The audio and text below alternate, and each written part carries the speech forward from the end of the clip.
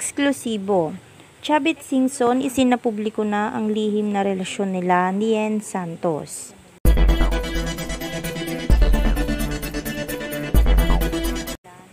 Tila isang bagong issue na naman ngayon ang pinagpipiestahan sa social media tungkol kina Chavit Singson at Yen Santos. Isang eksklusibong interview kay Chavit Singson ay halatang kinikilito ito nang matanong at mabanggit ang pangalan ni Yen Santos.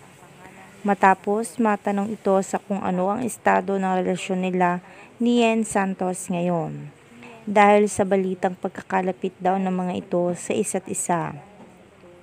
Kung saan ay nausisa rin dito ang estado ng kanyang love life.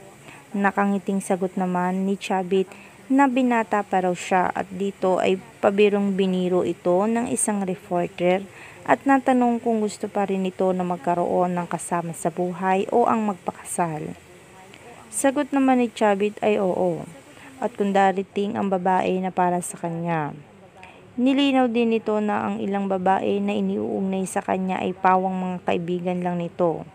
At nang matanong naman ang tungkol kay Yen, ay agad itong umiti na tila kinikilig. Pabirong sabi pa nito ay itanong na lang daw kay Paulo Contis.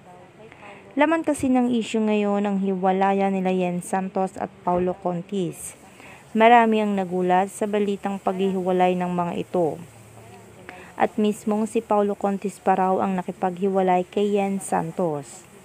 Naging usap-usapan kasi na may bago na namang babae ang nalilink ngayon kay Paulo Contis, dahilan raw kung bakit naghiwalay si Yen Santos at Paulo Contis ngayon.